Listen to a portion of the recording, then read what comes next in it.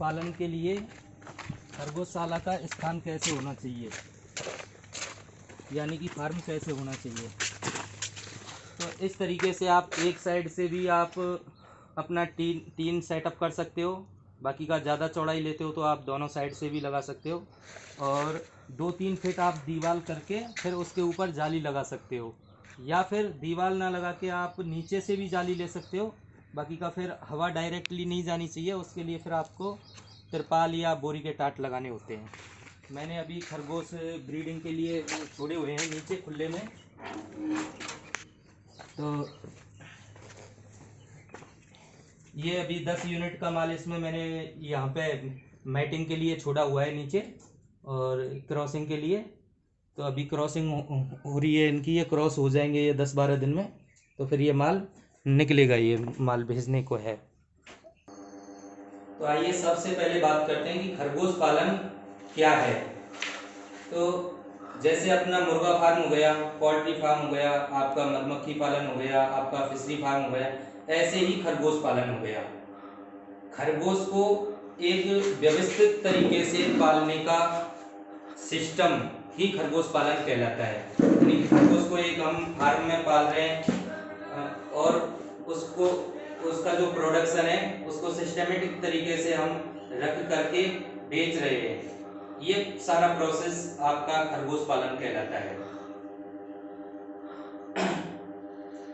तो अब बात करते हैं कि खरगोश पालन की प्रजाति और नस्ल के बारे में। तो खरगोश पालन की मुख्यतः 2 प्रजातियां होती हैं, एक तो अपनी ब्रॉयलर और एक अपनी एंगोरा। एंगोरा जो ब्रीड है वो केवल और केवल शीत प्रदेश हैं जहाँ पे बर्फ पड़ती है, ठंडी पड़ती है, वहां पे पाले जाते हैं। बाकी का जो ब्रॉयलर खरगोश है इसकी 6 नस्ल हैं, जो कि इसके रंग, आकार और वजन के ऊपर निर्भर करती हैं। ये अपनी 6 ब्रीड, ये दिखा दो, ये प्रजाति 6, हाँ ये हो।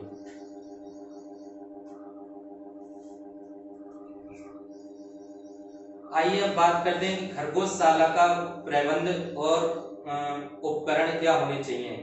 तो खरगोश के लिए सबसे बड़ी बात तो ये कि कोई अलग से फार्म बनाने की आवश्यकता नहीं होती।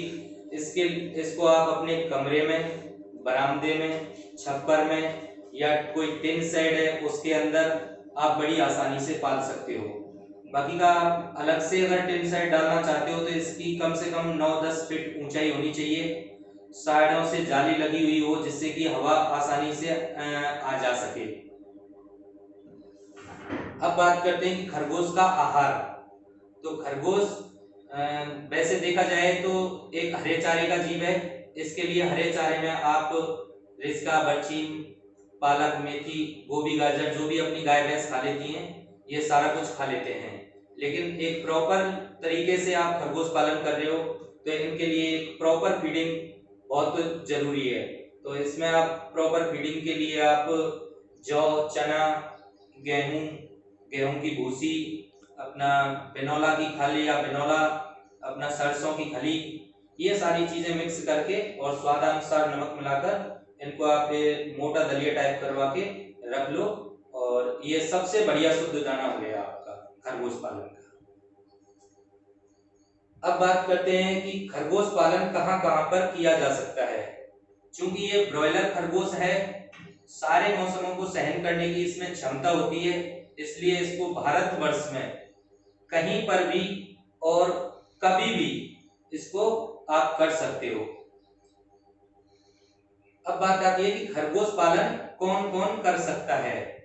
क्योंकि खरगोश पालन अपने कामों में आड़े नहीं आता, खेती के कामों में आड़े नहीं आता, इसलिए इसको बेरोजगार, रोजगार, नौकरी पेशे वाले और यहाँ तक कि जो घर की गृहिणियां हैं वो भी बड़ी आसानी से इसको कर सकती हैं।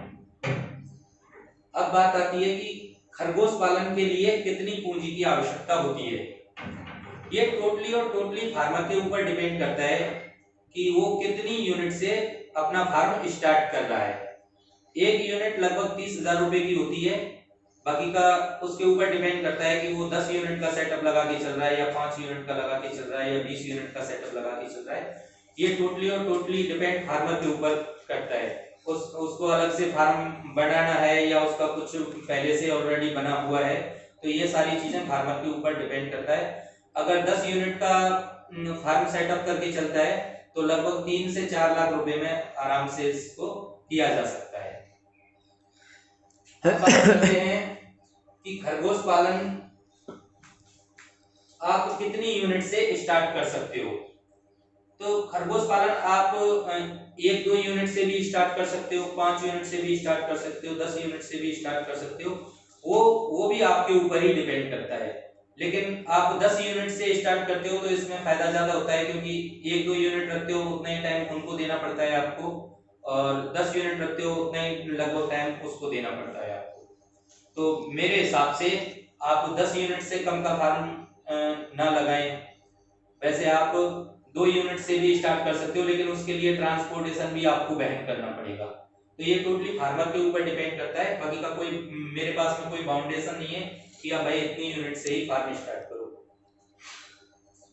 अब बात करते हैं कि खरगोश पालन से होने वाला लाभ।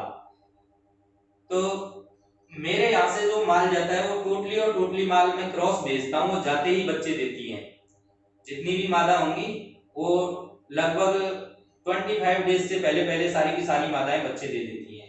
एक मादा एक बच्चे से लेके 12 बच्चे तक देती है। बाकी का 5 का एवरेज निकल के आ जाता है एक बार का एक मादा से। तो अपनी 10 यूनिट का अगर हम बात करते हैं, कैलकुलेशन 10 यूनिट का लगा के चलते हैं, तो अपने पास में 70 मादा हो गई और 30 नर हो गए।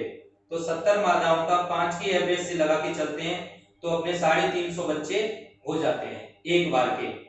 क्योंकि मादा हर 45वें दिन बच्चे देती है तो ये प्रोडक्शन आपको हर 45वें दिन मिलने वाला होता है। और अगर आप इनके लिए प्रॉपर, इनके बच्चों के लिए प्रॉपर फीडिंग कराते हो तो 3 महीने में 2 किलो का एवरेज वेट ले लेता है। तो अपने 350 बच्चों का 2 केजी के हिसाब से 700 केजी वेट हुआ।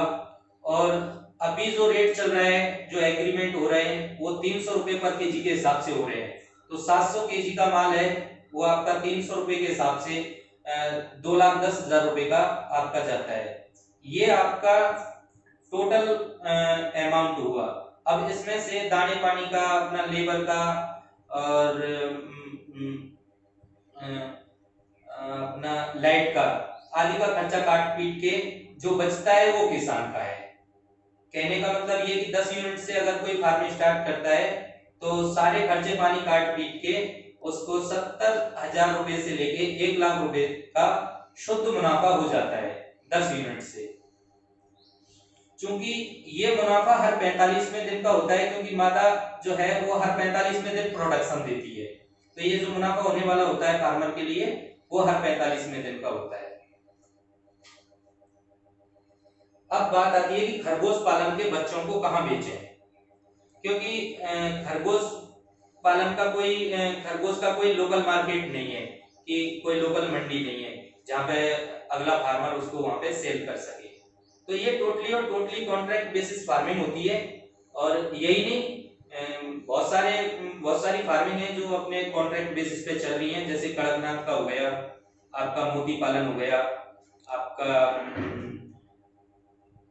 ईमो पालन हो गया। ये इनका लोकल मार्केट नहीं है, इसलिए इनको कॉन्ट्रैक्ट बेसिस पे कंपनियां कराती हैं। आजकल बागवानी भी है, बागवानी में भी कई सारी चीजें हैं, जैसे तुलसी हो गई, एलोवेरा हो गया। तो ये भी टोटली कॉन्ट्रैक्ट बेसिस पे होती है। ऐसे ही खरगोश पालन है, ये भी टोटली कॉन्ट्रैक्ट बेसिस पे फार्मिंग है। इसमें फार्मर को कहीं बच्चे सेल करने की जरूरत नहीं होती। टोटली माल कंपनियां पहले से तय दर पर अपना माल उठाती है। अब बात आती है कि अब खरगोश पालन का कोई ओपन मार्केट है। वैसे खरगोश पालन का कोई ओपन मार्केट नहीं है, फिर भी बहुत सारे लोगों को नहीं पता है। इसकी कांगड़ा में भी मंडी होती है और अपना जिरका फिरोजपुर है, यहाँ पे भी मंडी होती है।